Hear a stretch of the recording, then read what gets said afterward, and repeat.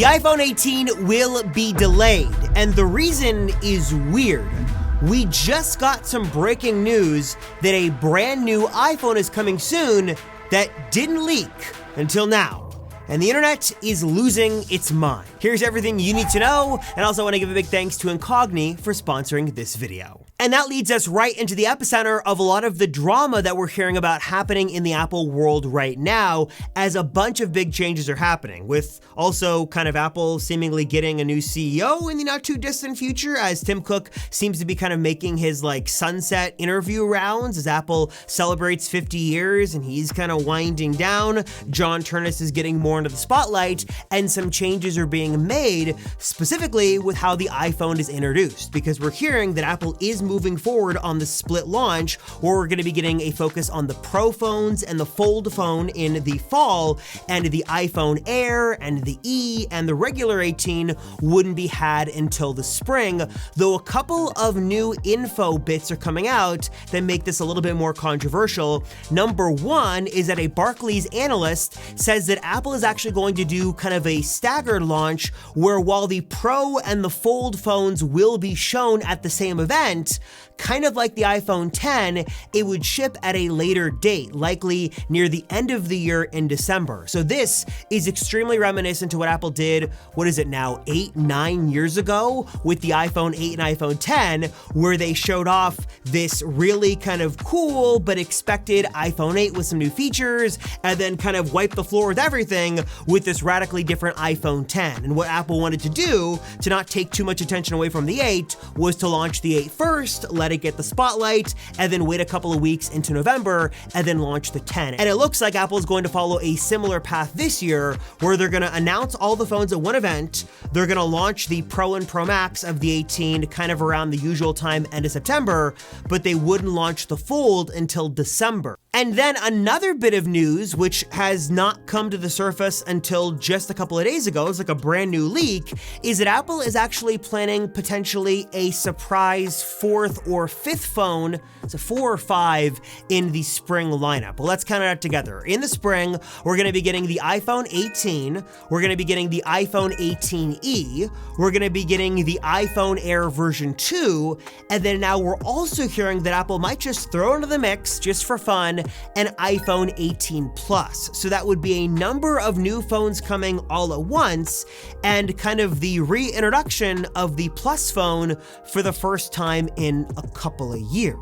Obviously, this is a bit weird because based off of everything we've ever heard publicly, that wildcard iPhone never really was all that successful. I mean, look back at the track record. There was the 13 mini and the 14 mini. By all accounts, those phones really didn't sell all that well. Then there was the 15 and 16 Plus, which was a little bit better, but still kind of weak comparative to the other models. And with the 17, Apple kind of abandoned it. They just had one regular 17 phone and then threw their attention and resources at the Air and the Pro and the Pro Max, but that might be changing, and we're hearing the reason why that might be changing is because if the price of the lineup goes up, as it is expected to do right now, then having that 18 Plus in kind of the middle there, in the middle zone, would create a nice buffer and allow Apple to have more kind of options at every different price point. So you'd have an 18e, you'd have an 18, 18 Plus, 18 Air, 18 Pro, 18 Pro Max, and Ultra. We'd kind of have more iPhones than we've ever had before, at least more than we've had in a long, long time. But if you have like $2,500 or $2,000 at the high end and $400 or $500 at the low end, that does give a lot of options in the middle there for people who want a little bit of this and a little bit of that. It's kind of like the iPad lineup, where you have a lot of options depending on the budget. You get some bells and whistles at the high end that you don't get at the low end, but there are a lot of options there. And I guess the Mac line's kind of similar to that now too. And it seems like the iPhone is going to grow potentially with the family going a little bit larger, with a lot of different options that we could have on the table by mid-2027. I know a lot of you guys are probably watching this video and listening to the announcements and thinking, this is kind of a little boring and a little disappointing. Like the lack of meaningful design changes to the new iPad Air and the 17e, they're definitely disappointing, which is true and valid, but what's way worse than that and way scarier is how much of your and even my private personal information is just floating around online, just a couple of simple clicks away. Your name, your address, your email address, other personal info. Not only is it accessible to anyone, but it's being bought and sold and shopped around from data brokers and other sleazy companies and people search websites. If you want to put an end to that and stay incognito in the real world, then you've got to go to the experts over at Incogn and get your personal information deleted from the web and make sure it stays off the web. They make the entire process super simple from the very beginning, and in just a couple of simple clicks and with some of your info, they're gonna get to work on your behalf and contact the data brokers and the people search websites and all of these places online to get the information removed on your behalf. These are a team of experts who are working. They know who to contact, they know where to go.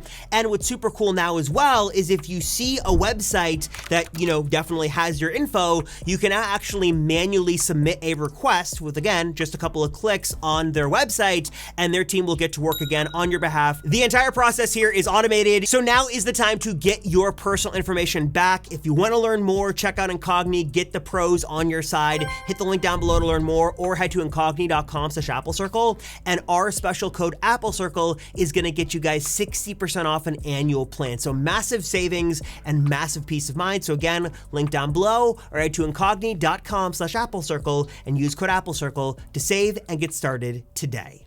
And then a little bit more drama just to round out the week, because why not? Everyone thought Apple was pretty much done making big announcements over the sort of at least this month, but turns out we were wrong, as kind of out of nowhere a couple of days ago, Apple quietly or not so quietly introduced a brand new pair of AirPods Max. This is technically AirPods Max version 2.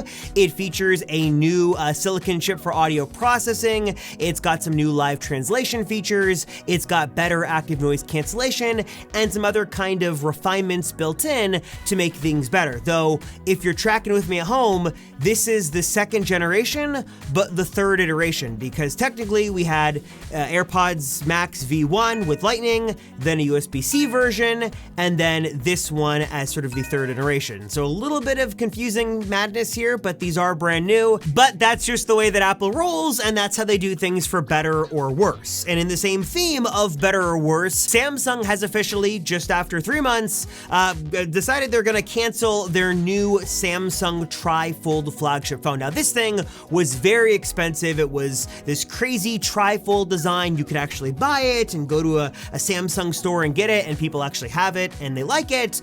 And Samsung says that, well, it was kind of hard to manufacture, and it was really meant to be more of a technological kind of development thing than it was a real product. Some people say that Samsung kind of tried to commit to something really flashy, then they realized it was having too many issues, and they tried to kind of have things stop before problems arose, kind of like all the drama around the original Samsung Galaxy Fold. Whatever the reason is, it is kind of interesting to see the dynamics start to change and how these companies are starting to react, as Samsung is kind of quietly or not so quietly exiting in some of the folding phone arenas, just as we hear rumors are ramping up that Apple is going to be entering very soon with this all new iPhone Ultra / iPhone Fold. We've heard that, of course, Apple is kind of going with a new leadership team. There's a new design team kind of spearheading iOS 27, though we're hearing that for better or worse, liquid glass will be staying. So love it or hate it, that is the direction that Apple is going to continue with. And then also we're hearing that with the 18 Pro, really the big features of that generation are going to be a smaller notch / smaller dynamic island, and then also a pretty heavy emphasis on camera, where we could be getting better sensors and a larger aperture system for the cameras, and then potentially a better telephoto zoom lens system, and then maybe 8K video finally coming to the iPhone as well. So as we get closer, as typical, a lot of pieces are starting to fall into place, though a wild card of an 18 Plus was not on the table up until a couple of days ago, so we'll see if that happens or not. Curious as always, what are your thoughts on the news of the week? Your thoughts on the good and the bad of the Apple world? RIP Samsung, Apple finally taking the lead. Are you not so convinced? Drop a comment down below, let me know your thoughts. Are you buying AirPods Max 2? Let me know that as well. Appreciate you guys. Thank you so much for watching. I am Robert Rosenfeld. I'll see you guys in the next one.